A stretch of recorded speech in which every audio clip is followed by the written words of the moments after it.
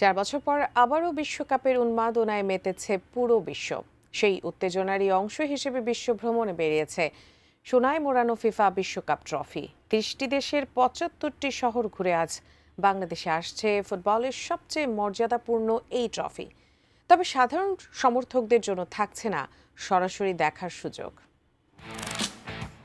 FIFA World Cup 2026. বিশ্বকাপের মূল আসর শুরুর আগে 150 দিনেরও বেশি সময় ধরে বিশ্ব ভ্রমণে বেরিয়েছে বিশ্বকাপ ট্রফি।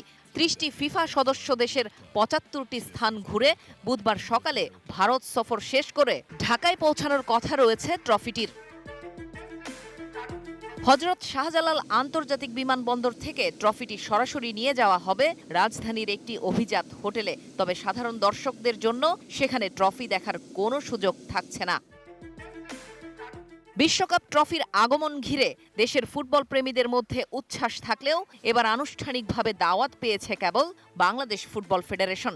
ফিফার বৈশ্বিক স্পন্সর কোকা কোলার তত্ত্বাবধানেই বাংলাদেশে আসছে বিশ্বকাপ ট্রফিটি। প্রতিবারের মতো কোকো এবারে গ্লোবাল পার্টনার, তারাই পুরো ফিক্সচারটা অর্গানাইজ করেছে ফিফার সাথে কোঅর্ডিনেট করে, এবং তাদেরকে আমাদের যে গভর্নমেন্ট বডি বিডা তারাই টোটাল সহায়তা করেছে, because Coke is one of the foreign investors বাংলাদেশে। সো আমাদেরকে গতকালই জানানো হয়েছে যে আমাদের জন্য অনেক এবার টোটালি অনেক কম সময় থাকছে।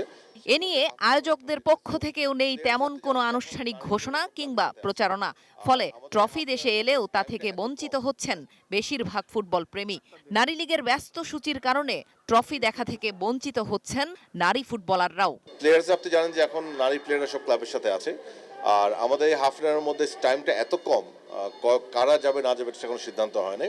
এক্সাইটেড বলতে পারি যে দ্য ফ্যাক্ট দ্যাট ট্রফিটা বাংলাদেশে আসছে। ফুটবলের সবচেয়ে বড় প্রতীকটি একদিন বাংলাদেশ নারী ফুটবলাররাও জিতবে, এই স্বপ্ন দেখেন বাংলাদেশ জাতীয় দলের ডিফেন্ডার শিউলি আজিম।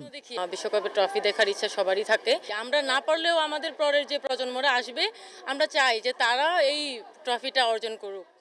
জেনিয়া চিসিম, এটিএন নিউজ, ঢাকা। এটা তো সবার স্বপ্ন আছে।